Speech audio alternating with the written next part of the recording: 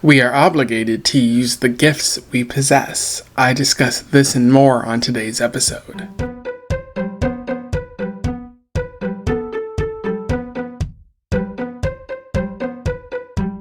Welcome back to Around the Weird, a booktube channel where I talk about all the unusual and out of the ordinary literature that I found in my travels.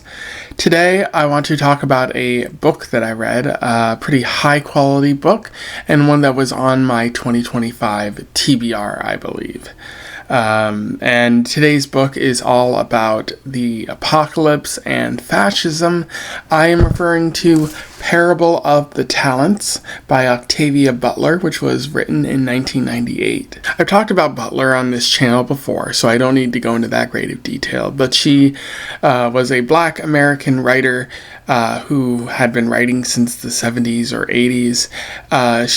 She had written Kindred, which was good, and the Parable of the Earthseed the series, and then Lilith's Brood series, as well as a couple of other books and short stories.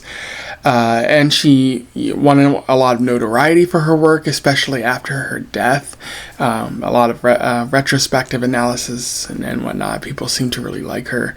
And I am a big fan of her writing as well. I think Parable of the Sower is probably one of the best books ever written. And Parable of the Talents is definitely really great as well. It's an amazing series, and I'll talk more about that in the analysis section. Of course, this book is pretty old. I will be spoiling it in the summary section, but I do encourage you at this point to go out and read both books, because they are worth your time, I would say. So without further ado, let's talk about Parable of the Talents. I will do a summary, a little bit of analysis, and we will move on from there. So Parable of the Talents picks up where Parable of the Sower left off. Lauren Olamina has founded a new movement called Earthseed, and has fallen in love with a man named Taylor Bankole, and his family had a farm that was burnt down, and he has decided to allow the Earthseed people to live on it to achieve Lauren's vision. Now, this story is interesting in that it's told from the perspective of Asha Vare, her daughter, from the future, sort of a retrospective there. So everyone's living in Earthseed. They keep inviting new people, some refugees who aren't doing too well in this world that is chaotic. However, unfortunately, there is a man who is running for president, and in fact gets elected, named President Jarrett. He is from Christian America. He preaches fire and brimstone. He wants to make America great again, which is awful policy, or not an awful policy, but an awful political slogan. And he's promised to attack these pagan groups that are out there that are corrupting America, which has everyone worried. Lauren gets pregnant through Bankole, and wants to keep the child. They're both pretty happy, but also pretty scared. Lauren also finds her missing brother Marcus, who she assumed died in the first book. He was sold into slavery and had a rough time as a result of that, but she manages to get him freed, and then he wants to take after what his father did and preach. He tries to preach to Earthseed, but everyone has questions based on the nature of Earthseed, and Marcus feels like he was set up by Lauren, and he just decides to leave, which neither Asha in the future or Lauren are really happy about. Lauren's daughter, who she names Larkin, is born. Now, why would the child be named Larkin if she's called Asha Vare in the future? Well, we find out that a group of men called Jarrett's Crusaders attacked Acorn, and basically turned everyone into slaves. And they were trying to convert Lauren's friends to become Christian Americans. Unfortunately, Bankole and a number of other men and women are killed, and Larkin is given up for adoption, given to a family from the Seattle area who are Christians, and Asha grows up in that sort of family where she never really feels like she belongs. And Lauren is kind of held as a slave during this time, trying to maintain her belief in Earthseed. In fact, a bunch of other people are brought in as well to this work camp. And Lauren doesn't write a lot in 2034, but Asha finds out that there was a sort of uprising at the camp, which Lauren didn't take part in because she was concerned that it wasn't going to work, and in fact doesn't, and it leads to a number of deaths. There's also a war at the time taking place with Canada, Alaska, and America, because Canada has resources and Alaska is seceding because it doesn't want to be part of the failing United States at this point. That's sort of happening in the background, which makes Jarrett unpopular, but a lot of people still support him. There's more deaths at the camp, and finally, due to a landslide because the Jarrett's Crusaders cut a bunch of trees that shouldn't have been cut, they're able to escape fully. And they manage to leave, they head to the mountains, and then they agree to go their separate ways because that'll get them caught again if they end up together. And Lauren realizes that Earthseed needs to change as well because it can't just simply survive in this specific city or in this specific settlement they created. So Lauren heads out. She ends up finding her brother at a shelter in Portland where he's preaching. Or a nearby shelter, and she feels kind of betrayed because there are some people from the camp who were kind of staying there. Lauren is disguised, and when Lauren tries to tell Marcus what happened, he doesn't believe her, and he kind of flees and goes away. And years later, Asha says that she met her brother Marcus, but Marcus told her that her mom had died. And there was a lot that Marcus didn't tell her. But she's hanging out with Marcus, and he even helps her get an education. And then Lauren travels to Portland to find Marcus and also her daughter with a woman named Lynn who convinces her to sort of change the way that she views Earthseed. And they become fast friends that way. Along the way, they encounter a woman on a farm, and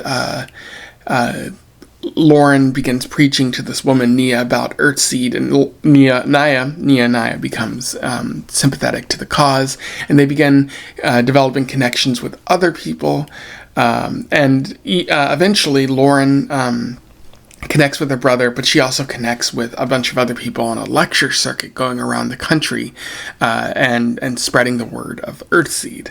And then Asha talks about how she found her mother in adulthood because there were certain aspects of the story that she was told about her mother that don't line up, and she eventually finds out that this woman who in this cult that Asha doesn't feel supportive about is her mother. They have an emotional reunion, which is very beautiful in the story, but Lauren finds out that Marcus lied about Asha or about Larkin because Marcus knew this entire time and did not tell Lauren when he had the chance. And although Asha is very happy to be with her mother, she's also kind of scared because her mother is enigmatic and whatnot. And then as the story comes to a close,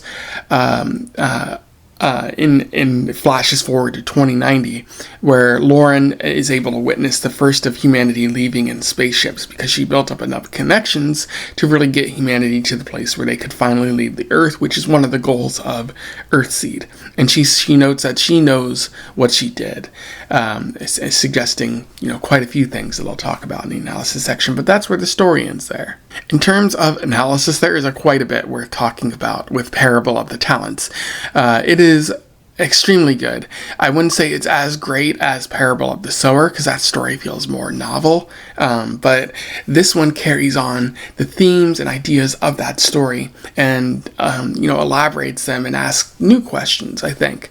And so one of the things we're talking about is the meaning of the title, Parable of the Talents. That refers to a biblical verse, much like the first book with the Parable of the Sower, where God ends up giving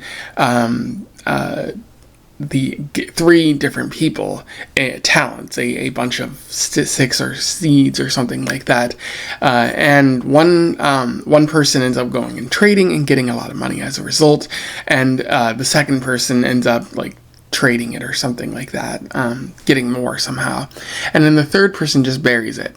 And when God comes along later, he's like, why did you bury it? That's not good. You're supposed to use your talents. You're supposed to use the gifts that you're given. Otherwise you're kind of wasting away. And that's what happens with Lauren in the story. Like, she feels she has to use her gifts, otherwise she's failing humanity, failing change, failing a lot of things. So that's really the meaning of the story. And then another theme that Butler is working with is Earthseed and the destiny, specifically destiny, potential, purpose, things like that. So Butler says change is God. She said that in the first book, in Parable of the Sower, and that's really part of the story, because what is Lauren going to do when change happens? But in Parable of the Talents, Butler says we must strive towards the destiny. It's not enough to simply adapt and keep adapting. You have to work towards the eventual goal of what you want to see humanity do, and that is form tight-knit communities, or support one another, build each other up, and eventually make our way towards the stars. Going to space is a very important part of this, to carry on or allow humanity to simply move beyond this simple evolutionary nature where you have a species and it eventually dies. Lauren wants to see humanity make it to space to continue on and support each other for eons, to sort of outlast the Earth if at all possible. But it's not simply going to space that matters. You have to support people on the Earth. There's a lot of criticism, especially by Asha, where like there's so many problems on Earth. Why would you want to just focus on going to space? But that's not what Lauren is focusing on. If you help humanity get to the point of space, and you've made a lot of innovations that have made people's lives better, that's what Lauren's concerned about in particular. And that's what other people on Earthseed are concerned about. Allow me to read you an interesting quote from this. The destiny is important for the lessons it forces us to learn while we're here on Earth, for the people it encourages us to become. It's important for the unity and purpose that it gives us here on Earth, and in the future it offers us a kind of species adulthood and species immortality when we scatter to the stars. And that's one of the members of Earthseed, Acorn, talking to Lauren's brother, where he's like, why is this important to you? Shouldn't we focus on Earth and God and the here and now? And Travis, the member, is explaining, Earthseed allows us to focus on the here and now, to build up our communities before we eventually do go to space. So despite people's criticism, Lauren suggests that we have to focus on the people. We have to build up our communities now. So the people do matter. Like, it's the eventual goal is space, but the people here, you have to help them, because otherwise we're not going to get to space. The only space travel that is available is to those that work together.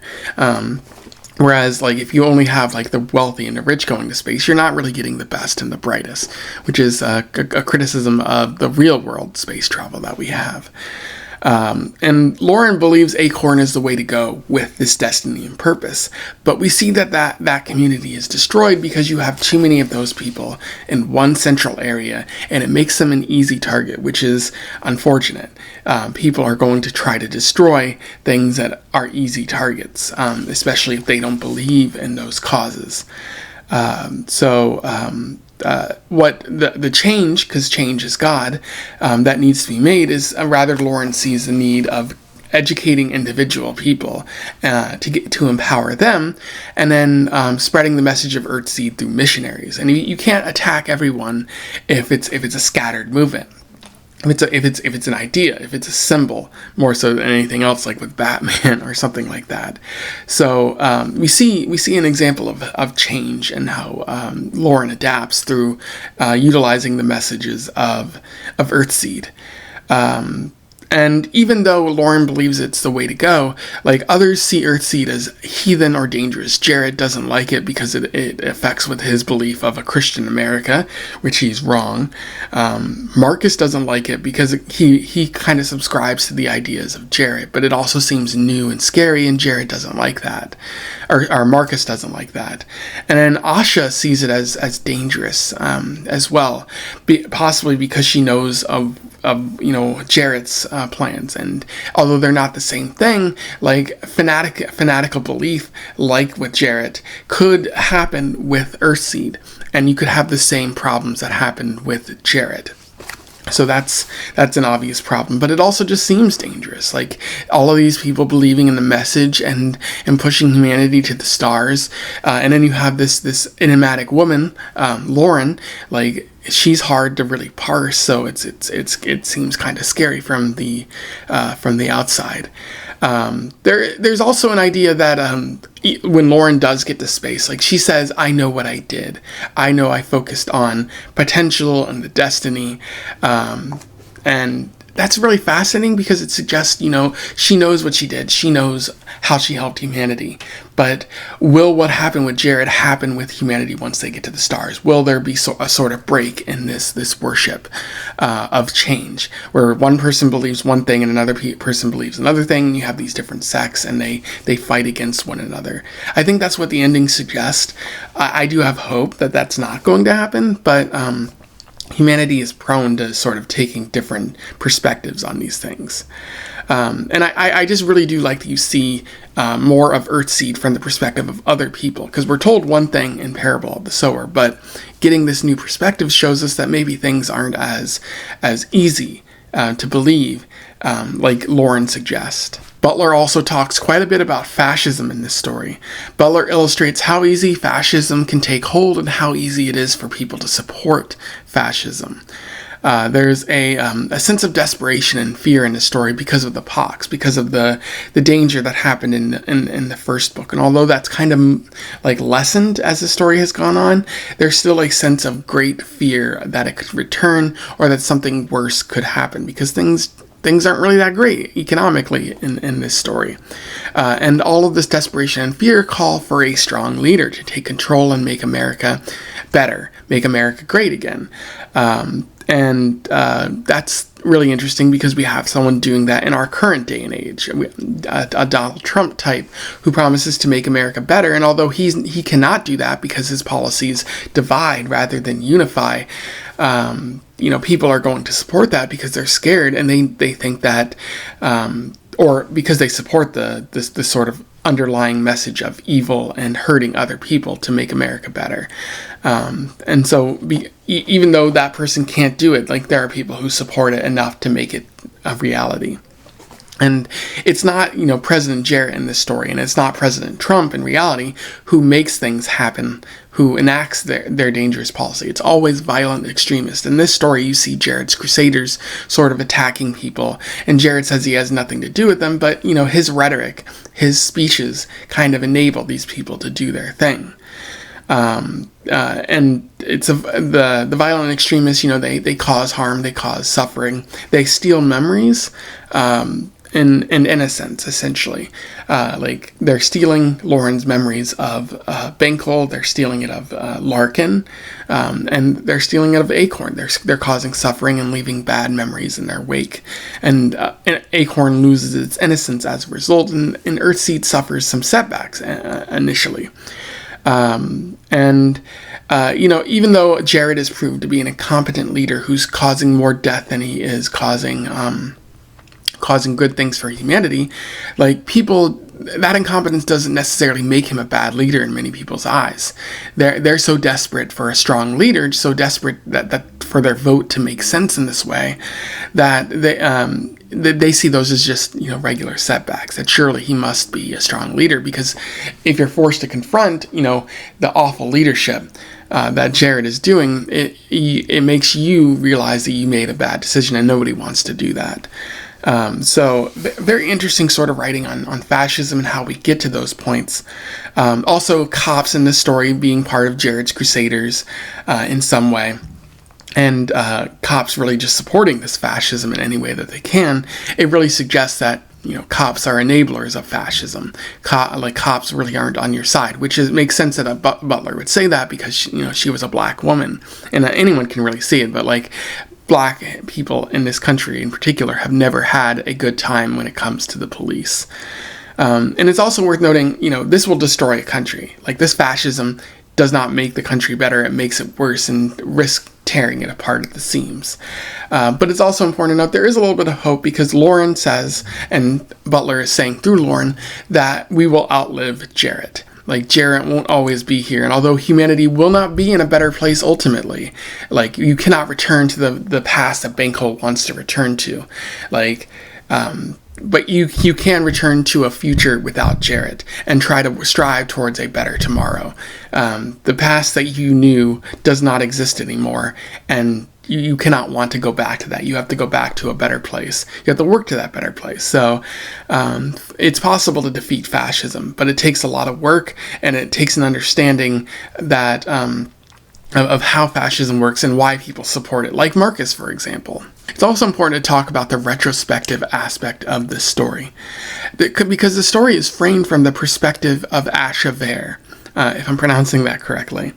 It's written as sort of a critique or a commentary on the journals of Lauren Olamina, which you don't see in the first book. The first book is told from Lauren's sole perspective, of her sharing the ideas of Earthseed. But here we see a little bit of criticism, a little bit of commentary here to suggest that maybe Earthseed is not as pure, or Earthseed is not as great as we might have thought in the first book.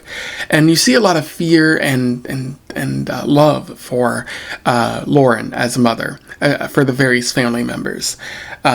Love because Lauren is her mother, and seems like a wonderful, enigmatic person who you want to be around. But fear because she manages to seduce you with Earthseed. She manages to get you sucked in, which Asha does not want, because she had a bad experience with Christianity. It's kind of scary how Lauren manages to do her thing to get you to believe in the cause, even if you don't necessarily initially support it. And to read her writings, you know exactly what Lauren is trying to do. So Asha doesn't want to get sucked into that world. And again, we see Lauren as seductive in this story, manipulative, especially how she manipulates Marcus and how she manipulates other characters into supporting Earthseed. Lauren doesn't seem to be doing actions for the good of others. She's doing it because she knows she'll attract people to Earthseed, which is kind of scary. It's kind of having ulterior motives. And although Earthseed is kind of a very positive movement for humanity, to be working in that kind of way feels wrong. It feels a little bit of, I wouldn't say evil, it just seems like you have bad motives. You have bad energy about you. And I can understand why someone would want to be scared of that. And again, Earthseed is seen as dangerous because of the fanatical beliefs, because of the perspective that humanity wants to go to the stars instead of fixing the problems on Earth. I don't agree with Asha there, but I do understand where she is coming from.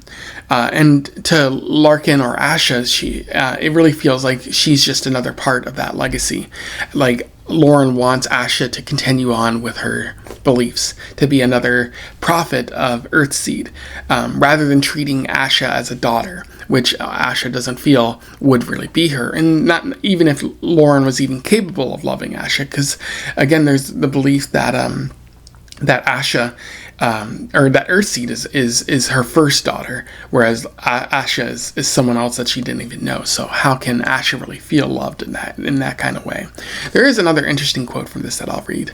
Irrationally, I didn't want to. I wanted to get away from her. She was one of those people who sucked you in, made you like her before you could even get to know her, and only then let you see what she might really be like. She had millions of people convinced that they were really going to fly off to the stars. How much money had she taken from them while they waited for the ship to Alpha Centauri? My God, I didn't want to like her. I wanted the ugly persona I had glimpsed to be what she really was. I wanted to despise her. And there you see that sort of dichotomy of feelings, the the conflicted feelings that Asha has for her mother. Or she doesn't want to like her, doesn't want to be around her because of all these things she thinks about Earthseed, but also she's pulling her in, and like she's her mother, and you want to support that, and it's torn emotions right there, which Butler is really great at exemplifying, and even more so, like Asha believes they'll make a god of her. Like, again, another reason to be worried about Earthseed and her mother, because once humanity goes to the stars, they are going to worship Lauren. Asha is zooming out in this story, kind of focusing from the wide scope rather than what Lauren might be looking at the nitty gritty sometimes. And in many ways, this reminds me of Dune and Paul Atreides, but although Asha might be kind of playing the role of Paul Atreides, seeing what she might be doing to humanity. Because if humanity was willing to go to war for Jarrett's fascism, what are they going to do for something that got them to the stars? And what are they going to do to each other when they don't necessarily support the differing messages that one another might have? And what are they going to do in the name of Lauren as a result? Like, they're going to make a god of her, but what else are they going to do? It's like humanity's going off to the stars to war for Earthseed or something like that. So yeah, it did remind me a little bit of Dune and Dune Messiah there. There are other interesting aspects of the story, particularly the idea of saving who we can and how Lauren tries to save everyone when possible, although there are some people that she lets go or lets die because of what that could do to Earthseed. Again, kind of showing her sketchier side there. And then the kind of underlying message that all movements need money and support in that way. Like, you can form Acorn, but without money, you're never going to really spread the message of Earthseed. But rather, Lauren is put into contact with people who do have money and resources and who could spread the message of Earthseed in that way. And that's what ends up kicking it off and making it a stronger program, which I think is really fascinating, and what Octavia Butler is suggesting there. And then the overall message of survival in this story and willing to do anything possible, including kill other people, as we see once Acorn is taking over. That's really harrowing, and it really adds to Lauren's character as a whole. Of course, I don't really have much bad to say about this story. It does feel like there is a lot of walking, though, in the same way that there's a lot of walking in Lord of the Rings. It takes away from the overall events of the story. If it's just walking, it can feel kind of boring at times. The ending feels a little bit rushed. I would have liked more of a conversation between Asha and Lauren, and maybe seeing Lauren try to recruit Asha to the cause, seeing more of Asha's perspective verified in that way. Maybe that would have been interesting, but perhaps I'm just clamoring for a different story there. It's important to talk about the story for what it is, and it's pretty great for what it is. Now, the last thing we're talking about is the fact that this is a series, and I do believe Octavia Butler had intended for this to be a 3-part series. She was going to write something called like Parable of the Trickster or something like that, but unfortunately she died. And there are writings where there's unfinished writings that are available at a library, and I would like to visit those sometime, maybe talk about them in a video, because I really want to see after humanity has gone to the stars, what happens on Earth. Like, we could talk about that, or what happens in the stars. Like, how do people interpret Earthseed and Lauren once they reach the stars? I feel like that could have been an amazing and very powerful story, suggesting that, the message that saved humanity might have also kind of screwed them over once they got to the stars. Or, because change is God, you might need to change the overall message once you get to the stars, because it might not be applicable in the same way once you get to a new planet or something like that. Lots of things we're talking about there, and it is just unfortunate that Octavia Butler died before she could finish that story. Anyway, those are my thoughts on Parable of the Talents by Octavia Butler.